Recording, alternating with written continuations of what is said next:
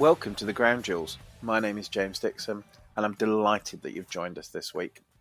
I'm going to keep this week's intro really short.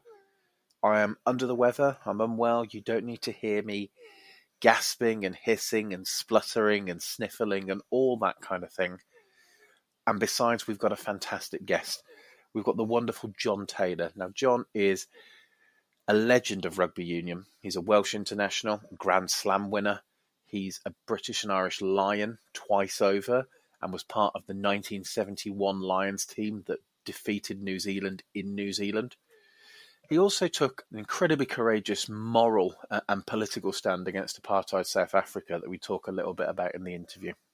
After his playing days, he transitioned into being a broadcaster and a very competent broadcaster.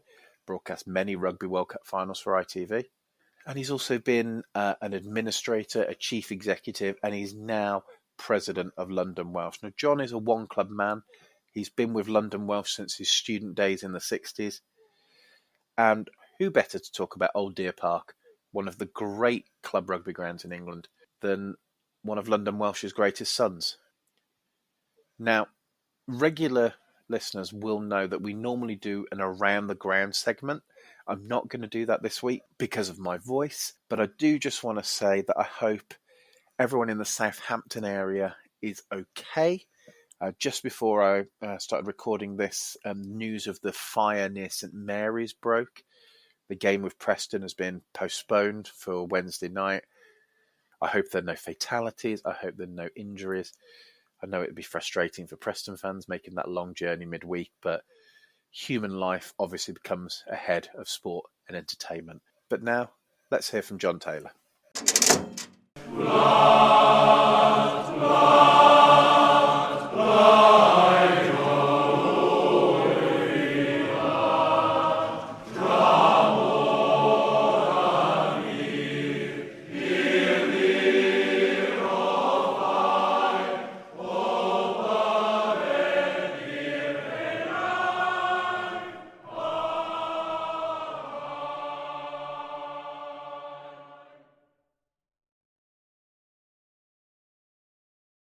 So today on the Ground Jewels, we're joined by a true legend of rugby union and one of its great voices. John Taylor is a storied Welsh international, a two-time British and Irish Lion tourist, and a broadcast synonymous with the Rugby World Cup. But I want to talk to John about Old Deer Park, home to his beloved London Welsh. John, welcome to the Ground Jewels. Thanks, James. Very pleased to be on. So for people who don't know, Old Deer Park is nestled right next to Kew Gardens in southwest London. It's been the home to rugby sides since 1873. First Richmond, then London Scottish and Roslyn Park, who's moved to Roehampton in 1957, created the vacancy for London Welsh to sort of take up residence. And you joined the club not too long afterwards in 1966 and are yet to leave. How did you end up at Old Deer Park? Well, two things, really. I went to Loughborough out of school, even though I was brought up in Hertfordshire of Welsh heritage. And Loughborough used to have their equivalent of the varsity match against St Luke's, Exeter, with the other big PE training college. And they always played that at Old Deer Park. So that was the very first time I went there. But then in 1966, we won the Middlesex Sevens, Loughborough did, and I was the hooker on that day, and we had quite a lot of Welshmen inside. Gerald Davies was in the side, Jeff Davies, who played for Swansea, and Gwyn Williams, a guy from Carmarthen, and we gravitated to Old Deer Park to celebrate our victory at Twickenham. And by the end of the evening, I was all signed up and sealed because I was taking a job in the September in Putney. As many Welshmen have done, celebrated victories at Twickenham at Old Deer Park over the years. So you're heading down to London anyway, I think, to become a teacher, and you end up in this great London Welsh side of the early 60s, the likes of Gerald Davies, JPR Williams, Mervyn Davies as well. And you guys were an incredibly strong side back then, weren't you? Yeah, London Welsh really had undergone, the revolution had started by the time I got there. John Dawes was really Yes. the mastermind. And he actually, I think, is sort of underrated in a way, in that he changed the way rugby was played. First of all, with London Welsh, and that was, even though it was exciting running rugby, because that's what we played, it was actually very pragmatic, because his mantra was, we're not very big, so when we get the ball, the opposition's not having it back until we've scored. And we would, he firmly believed that good ball was good ball anywhere on the pitch. If it was time and space, then you could use it. And we did have it was basically a team of school teachers. I think there were 12 of us in the first team, but it did mean that we didn't have too many great big hulking forwards. So we had to look after the ball. And that way of playing became, obviously, first of all, very successful for London Welsh.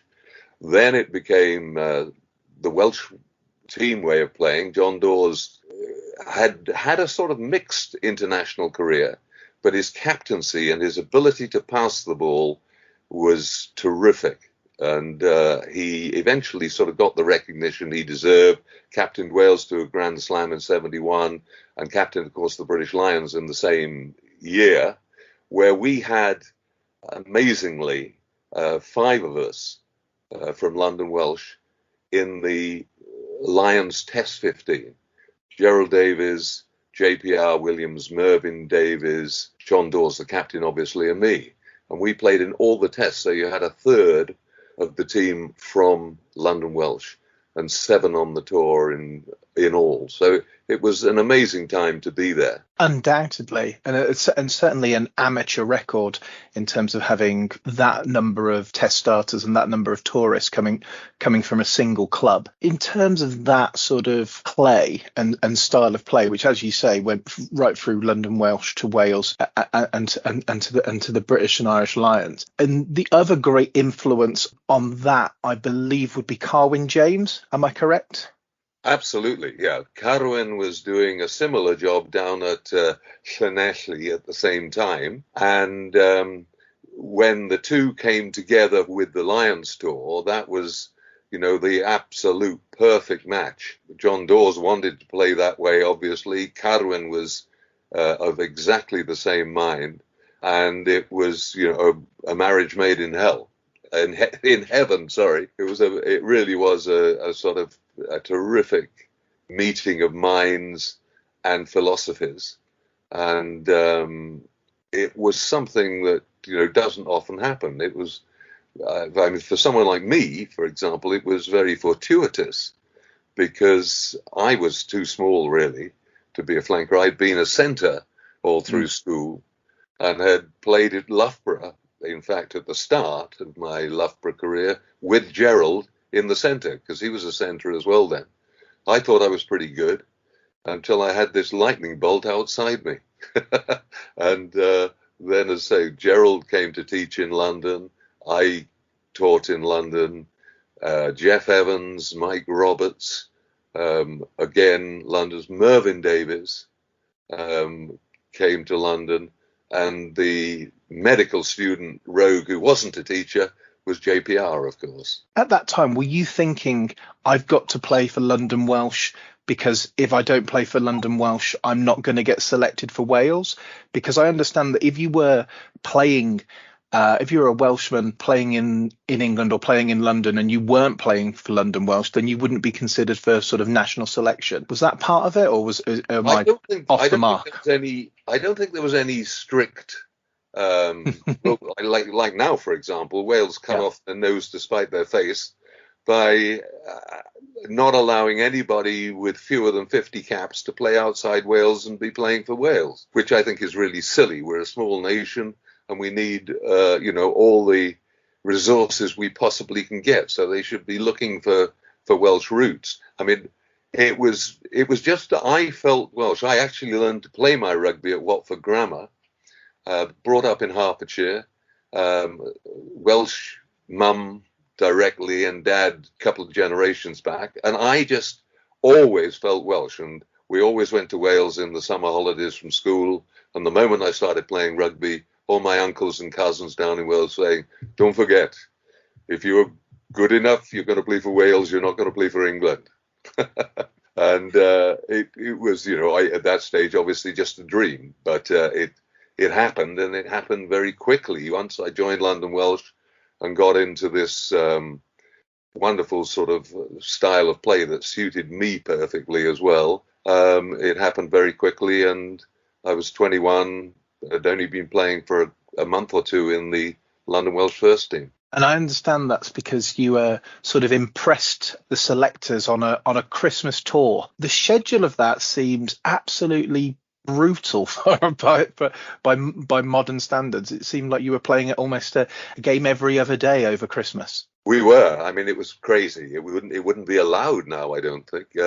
We played Neath on Christmas Day, Llanelli Boxing Day, Swansea the day after, and then we had a couple of days off, and that took us to the Saturday when we played Bridgend. And London Welsh had a very good flanker at the time called Tony Gray, and another one called Di Richards, and they were probably in front of me before that tour. But Tony, we obviously had to juggle things a little bit. I didn't play against Neath, but Tony played and got injured. I did play against Llanelli, and on the Boxing Day, Norman Gale, who was the Welsh hooker at the time, his brother was a bit of a thuggish prop, kicked me in the head, and there were no replacements or substitutes of any sort in those days. So they wound a big white bandage around my head. I stood out like a Belisha beacon and was back on the field. The following day, because Tony pulled a muscle, I had to play against Swansea. Same thing, big white bandage around my head, standing out like this Belisha beacon, and again on the Saturday. So then out of the blue, I was picked for the final trial and was in the impossibles, as we called them. It was always probables v possibles, but we thought of ourselves as the impossibles. And again, we had a very, very fiery trial, and I came through that and won my first cap February against Scotland. Taking you back to Old Deer Park, when you join at a really, really interesting time in sort of development of the club. Obviously, it's doing really well in the merit tables. Merit tables, not league tables, for younger listeners. Yeah, because we couldn't possibly have a league and crown a champion. That would be too much like professional sport back in the day. At that time, the club really invests in it, and it invests and develops a clubhouse at Old Deer Park, which I think is opened in 1969, opened by Prince Charles, as he then was. Indeed. In one of his sort of first engagements as Prince of Wales after his investiture at Carnarvon Castle. What do you remember of that event? Yes, I mean, it was obviously a hugely prestigious thing to have Prince Charles as our patron and to come and do that. And it coincided, as you say, with a rebuilding of the clubhouse. The old clubhouse was wood, was absolutely wonderful. It had sort of open coke fires for heating inside it, but it was completely inadequate. And this big project was completed in 1969. We'd all sort of done marathons and God knows what to raise money to actually make this new clubhouse happen. And the crowning glory was Charles coming down to open it. My rugby playing days as a squashed and battered second row forward are now limited. But it is never uninteresting, to say the least, to watch Welshmen play what is almost their game. Now that the London Welsh Club have this pavilion, more Welshmen from London and from over the border will be able to come and sit in comfort as they watch the club thrash all the English teams.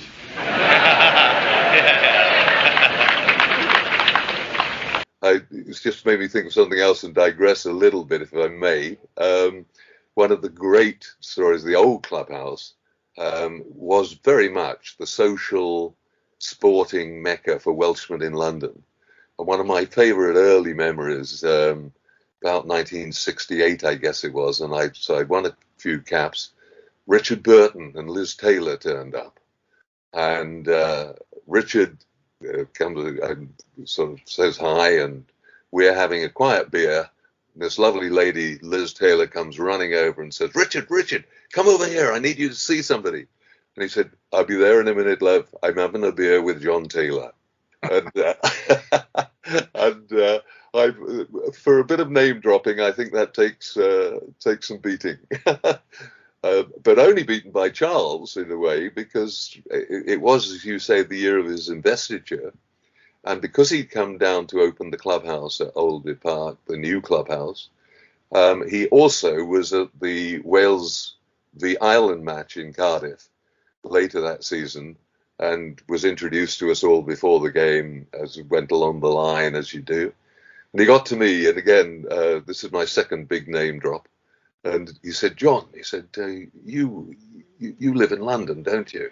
Yeah, because I saw you at Oldby Park. And I said, "Yeah." And he said, "What are you doing after the match?"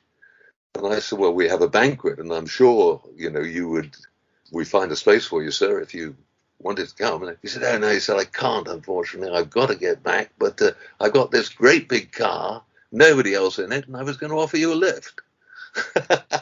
You turned down the lift in favour of the free food. Otherwise, the formal banquet after the internationals was very much part of the international scene. That's those are two fantastic name drops, and you mentioned a little bit of the sort of the architecture of the old clubhouse, and that may be what people think of when they think of sporting clubhouses. Obviously, the Victorians were sort of famous for building them, and and sort of inspired a lot of the stylings even of more modern clubhouses. But yours is different now. It's sort of very much of its time architecturally, and when there was sort of I dare say a sort of bit of a brutalist and functionalist sort of influence on the architecture scene in London. It's not too dissimilar to things like the Royal College of Physicians on Brunswick Place or the Barbican and things like that. It stands in wonderful relief to a 50-metre tall 18th century Grade 1 listed pagoda. I'm not sure there's many other sort of sports grounds in the world that can combine those two architectural styles, really. No, I'm sure you're right, but it was purely a question of cost. I think this sort of brutalist architecture, as you call it, and rightly so. Not much style to it, but we needed a much bigger social area in the clubhouse than the old one had, in particular, because we were getting by this time, sort of 1969, decent crowds, and it was revenue. And you wanted to build it as cheaply as possible, obviously, and that was the way to go. And I remember clearly, as I say, doing these sort of marathons and walks and things, and the aim was to raise £100,000. So the total cost I can't remember now, but we needed to raise that sort of from the club, and succeeded. We had one lady who was the wife of the treasurer, Pauline Morgan. I'll never forget her. She was, an old lady already by that time, and she was quite wealthy, mixed in wealthy circles, so had everybody sponsoring her. And instead of getting sort of a couple of shillings a mile or something, she was getting £5 a mile, because everybody thought she would walk about 5 miles and that would be it. She did the whole lot. Wonderful. Contributed, I think, £1,000 herself, which was a wonderful achievement. What a great sum for the time as well. That's an amazing amount of fundraising. And I guess that clubhouse and this was become, I think you sort of alluded to, a sort of home away from home for sort of Welshmen in London, whether they're living there or visiting, and certainly never truer than when Wales play England at Twickenham. And the club has the tradition of hosting a fixture on the day of that game, and I think it happened, as we're talking, it happened a couple of weekends ago. What's that day like for the club? Because it seems like a fantastic day out. Well, it is. It's a wonderful. I mean, the fixture in the old days was always Cardiff on the morning, and I remember 1968 when I didn't play because I'd refused to play against South Africa, and despite what they had promised, the Welsh selectors left me out of the squad for a couple of matches. But we had 8,000-9,000 people there, and if you look at Oldby Park, it's a very open ground with a stand on one side. We had temporary stands absolutely everywhere and managed to cram in. It might have even been more. We might have got to 5 figures, but the day still continues in this wonderful way, but without obviously a big fixture as we used to have in those days. But now it's again a huge earner. We put a big marquee up. Mike Phillips did a dinner on the Friday night. Saturday, I think it costs about a tenner to go into the marquee, and every Welshman who's come to London in hope of getting a ticket and hasn't got one ends up on the big screens in the marquee watching the game there. And it was a fantastic day again at the club, and a very important one in the revenues of London Welsh. You mentioned in passing there sort of politics, actually.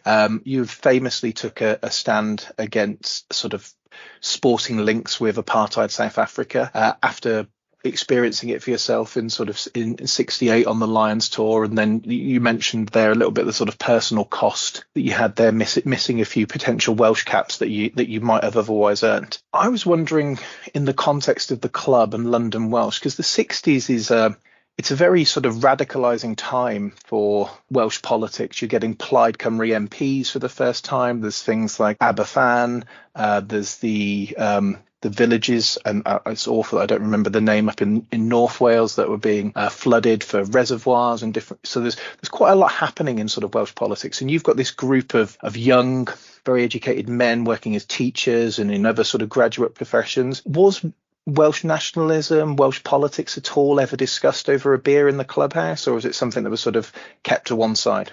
It was discussed. I mean, particularly when I took my stand, because I was teaching in this huge comprehensive in Putney, 2,200 kids. I was a head of a sort of a house, which was a quarter of the school, because the headmaster reckoned the only way you could control this was by basically breaking it down into 4 schools. It was a very multicultural, multi-ethnic, multicolored school. And after I went to South Africa in 68, it became obvious to me very quickly when we were there that for all the British Lions mantra, we're building bridges, we're not supporting apartheid, it was the biggest load of nonsense. We were, whether we liked it or not. We were actually allowing this regime to continue. And I just felt that was totally untenable. There I was sort of all week preaching equality and tolerance and everything else. And I couldn't square that with playing against South Africa. So it was that 69-70 game in Wales that I dropped out of first, and then refused to go on the Lions tour in 74 as well. And I mean, the funniest one, as you alluding to Welsh politics, was the great Barbarians game, later again, 73. Their brief really was to recreate the test side of the 71 Lions, and I was left out, and I played all the tests. So I was pretty cross. I'd never played for the Barbarians, which was a strange one, because I was sort of their sort of player in running, scored a few tries and things like that, but had never been picked. On the Friday before the game on the Saturday, Mervyn Davies had dropped out with flu, and they had to rejig the back row, and I still wasn't brought in. So it was at Old Deer Park the following Tuesday. I arrived at the ground to get John Dawes getting out of his car the same time as I was getting out of mine for training. And John just roared with laughter and said, "I told you your politics would get you into trouble." He said, "It's official now, you're a communist." And I said, "What's good?" And Brigadier Glyn Hughes had apparently been, saying, "What do we do about the change? We've got to change Mervyn Davies." And in the end, they brought in Derek Quinnell at 8. And John said, "Well, you've got to bring JT in. He should have been in any case." And the Brigadier exploded and said, "He's not playing. He's a communist." That's also the famous Gareth Edwards try, the one where with Cliff Morgan's commentating on grandstand. He was a late replacement for Bill McLaren, actually. I don't know why I know that, but from researching another project, it was supposed to be Bill McLaren on the call, but obviously we get Cliff Morgan commentating on Gareth Edwards. Yeah. Fantastic try. And so you miss that, which is Well, it is, but a shame. that's the only casualty, and that's not it's not too serious. But I mean, basically, the Welsh Union did, when I wrote in '69 and said I do not wish to be selected, available for selection for the South Africa match.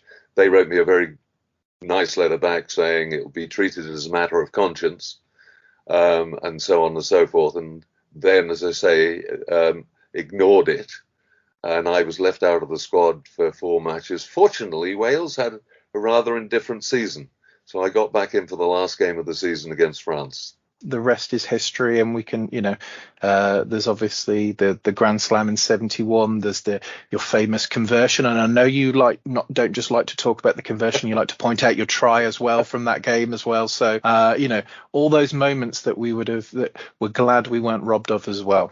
This is a great time. The time period we've focused on a lot. It's a great time for London Welsh. It's a great time for Wales and yourself. But you have remained heavily involved with the club, I believe, all throughout the years. I think you're now the chairman of the club. In the past, you've been I'm the president. You're the president. Sorry, I do. But you've been the chief executive officer.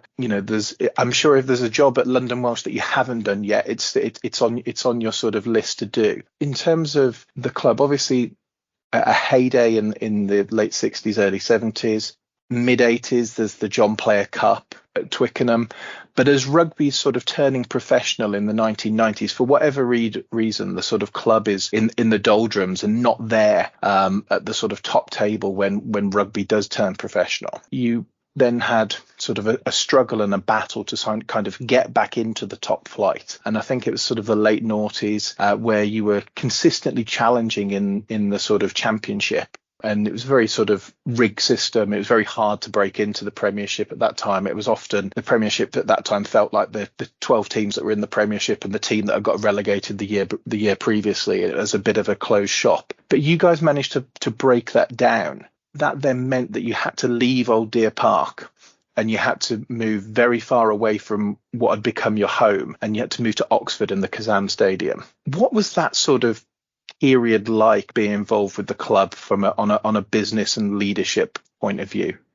It was a horrible struggle, I'm absolutely honest, because the whole situation was, one of the problems was Old Deer Park, obviously itself. It's actually Crown land. The Crown Estates own it, and they own the whole of that bend in the river from Twickenham Bridge to Kew Bridge. So Kew Gardens, the Royal Mid-Surrey Golf Course, Old Deer Park, and the Richmond Athletic Ground are all Crown Estates owned. And they are very, very strict on what they would allow us to do to develop it. And I've been basically said no. We came up with all sorts of plans to put up temporary stands and so forth, and they just would not allow it, which forced us, as you say, to move away. We tried to stay in London. I had long talks with Crystal Palace. We nearly moved there, but their pitch just wasn't quite big enough. We were going to be the original partners with Brentford in building the community stadium, but the depression, as it were, it's too strong a word, but the recession of 2008-9 scuppered that, because it all depended on Barratt Homes having the old ground, the old Brentford ground, and building on it. And they suddenly postponed their plans to build for 2-3 years, which was too late for us, because the RFU insisted that you had a 10,000 capacity stadium from day one, and they wouldn't budge from that. We had to appeal our decision. They tried not to let us take our place in the Premiership when we did win promotion. And I mean, basically, unless you're lucky enough to own your own ground and you can develop in the way that you need to, it's very, very difficult. And the biggest problem, we had with, I guess, our millionaires weren't rich enough millionaires.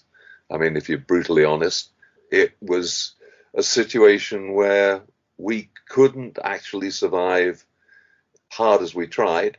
The RFU were remarkably unsympathetic and made life worse, because even though London Scottish, London Irish, London Welsh had been a part of the London rugby scene since the 19th century. They insisted that we had 16 England qualified players in every match day, 23 on average through the season. So the only thing that wasn't very Welsh about London Welsh was the first team.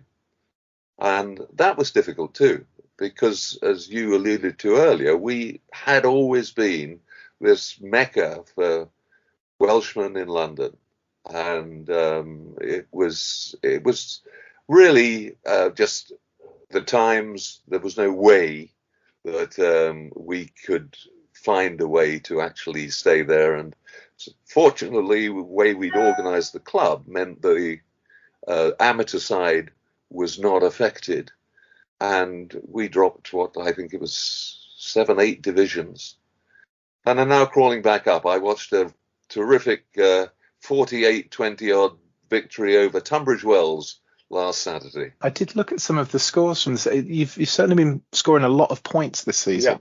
Yeah. So it's obviously a great day if you're going to go and watch your local community club. And I'd encourage anyone who normally just watches rugby on the internationals or maybe watches domestic rugby is going down to your local club. You will always find a warm welcome.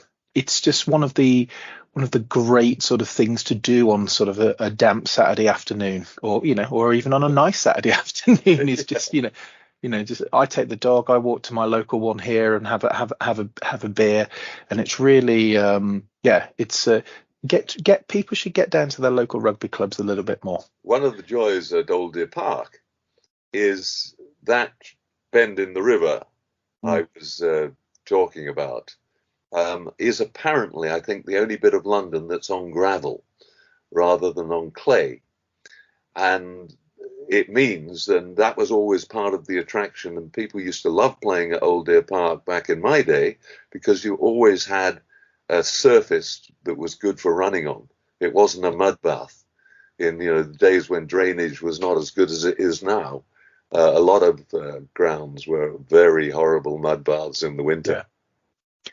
And that bit of London as well, I think, feels special because it's really unusual for London. It's an area almost entirely dedicated to leisure. You've got the Botanic Gardens yourselves, Richmond, the golf club. Often people sort of just rowing or stand-up paddleboarding along the river as well. And it's one of the sort of the calmest the nice, it is one of the nicest places in London, but it is one of the few bits of London that is entirely dedicated to leisure. And it does feel like, you're taking a break from the city when you go there. And, as you said, when you go to it, it's kind of, on certain match days, you're kind of a little bit like a Welsh embassy or consulate in London. There's the London Welsh Centre up in Gray's Inn Road, and then there's yourselves down in the southwest. And if you're wanting that companionship and comradeship, that is the place to go. With an eye looking to the future, in terms of, because many clubs, it's not just London Welsh, but many clubs in rugby have sort of been burnt trying to progress and to develop. Richmond themselves in the 90s got into awful trouble trying to spend and compete. What's the realistic sort of ceiling, or what's the development plan for London Welsh going forward? Because I imagine you don't want to stay in the London and counties system. How far up the national leagues are you looking to go? It's a very pertinent question, because we've had a lot of heart searching exactly about that, and have come to the conclusion basically that we would be foolish to try and sort of get back into the Premiership and the Championship. So we see our level at sort of just below that. But again, the Welshness is very, very important to us. So we have developed a hub that basically helps people who play good quality rugby in Wales to get jobs in London. A bit the same as back in the day, in the sense that we don't think that paying people a couple of £100 a week is ever going to have any real benefit. But we do have this wonderful network, whether it be school teachers. There's still a lot of Welsh school teachers in London, other jobs, and we've set up this hub, and a lot of people actually have benefited from it. So if you played gone to university in Wales, wanted to pursue your career in London, just as the old days, there's a pathway for you to do that, and we've got people in place who can help. I mean, I always remember particularly Mervyn Davies when he came to London. Merv didn't have a sort of particularly big junior record as a rugby player. His father had been a Victory international, but he played basketball through college and things. And he was teaching at a primary school down in Cardiff. Not in Cardiff, sorry. When he came to London, he was teaching at a primary school down in Guildford. And it was very bad for training. He would get held up and wouldn't get there in time and things like that. And the word went out, and we had about 6 head of department school teachers. Tony Phillips, our flanker, was the head of PE at Emmanuel School in Clapham. And he said, "Oh, well, I've got a guy moving on. I'll need a new boy." Within a couple of days, the interview had taken place, and Merv was ensconced at Emmanuel School and taught there for several years. And that sort of, Welsh umbrella is the thing that we're exploiting. The advantage of networks, I guess it happens in all walks of life. And if that's what you guys have to offer people, I think it makes total sense to leverage that. And finally, because I'm cognizant of time, Old Deer Park, are there any sort of special memories that you have that we haven't already touched upon? Some very special ones just in those early days of the developing. I got there a couple of years before Mervyn Davies and JPR. And apparently the couple of years before I got there, when John Dawes got there, until then, the sort of ethos at Old Deer Park was very, very different. People apparently in the first team were busy people and didn't turn up always to training, which is unbelievable, because John Dawes turned up and said, "Well, this is no way to run a rugby club."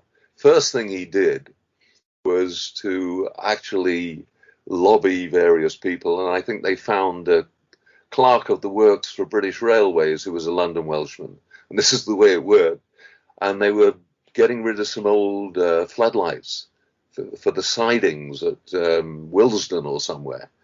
And he said, "Look, we can buy these for 500 quid or something like that." They're sort of being dumped. Next thing, on the second team pitch, for the first time, there were training lights. So then training became absolutely compulsory. If you didn't go to practice and training, you weren't even in line for selection. And that regime that John Dawes put in, was the beginning, as I say, of everything, and had such far-reaching implications that it was very exciting and feel very, very privileged to be a part of. And it was especially fortuitous for me because I wasn't really the biggest flanker in the world. And if we'd been playing a much stodgier sort of rugby, I might not have had the career I had. We did an episode a few weeks ago talking about a great rugby league ground, Station Road, Swinton in Manchester. And they had the widest possible pitch that you were allowed for a rugby league ground. And that meant that they had to invest in the backs, and because they were the ones who could take advantage of the space, and the physical space there dictated how Swinton played. And that was sort of the fascinating for me, the sort of the link between that physical geography and sort of outcomes on the pitch. And you're absolutely right. If not necessarily physical geography in your case, but if you didn't have that philosophy, then your talents as a centre come flanker wouldn't have come to the fore, and we'd have all been denied that wonderful rugby, and I will mention it one more time, that wonderful conversion. But that geography is right in the sense of within Old Deer Park. Let's say it's the only bit of apparently London that's on gravel, and it did mean that we had a cracking playing surface that we could run on, which was also vitally important. And, London Welsh had played at 17 grounds by the time they got to Old Deer Park. They were a bit itinerant at one stage, but they played at Queen's Club. They played all sorts of weird places all over London. And the move to Old Deer Park in 1957 was hugely important. And interesting to me too, because obviously I then played against Rosslyn Park at what was their new ground, and that was stodgy. There was a story you told me when we were chatting, and I tried to get it confirmed by the media guys at Rosslyn Park. Ollie Reed. Yes, it was about Oliver Reed, and unfortunately, he didn't pay for their ground moving. For the floodlights, didn't he? He bought the floodlight for Roehampton a few years later. Yes, so it's and Southwest London has such great rugby history, doesn't it? Well, it's amazing because it's not quite as strong now. But at one stage, you had London Welsh, London Scottish, London Irish, Rosslyn Park, Richmond, Quins, Wasps weren't far away at Wembley, and all in this little area of southwest London, really. And not to forget Twickenham itself. Well, exactly. The centre point. The centre point, or as or HQ, as sometimes the English very arrogantly refer to it. But John, thank you very much for your time and your memories of Old Deer Park. I hope people can agree that it is a ground jewel, and I think that if you're short of something to do on a Saturday afternoon in London, that there are far worse places to head to than Southwest London. Well, and the lovely thing still is, as a legacy from the great days, as it were, like even last Saturday, say, London Welsh versus Tunbridge Wells, Central London, South, whatever it is we're in, 600-700 people there to watch. Amazing crowd. And that's all you need. The wonderful John Taylor there. I didn't expect to get both a Richard Burton and a Prince Charles anecdote out of him. I think that's a first for the podcast. I was delighted. Some great stories. John is a great storyteller, as you'd expect from someone who's been a broadcaster at his level, and he's certainly got a lifetime's worth of stories to share. And I'm glad he shared some of them with us. Next week, we're going over the Irish Sea. We're talking to the presenter Megan Scully, and Megan's ground jewel is the RDS Arena in Dublin. Until next time.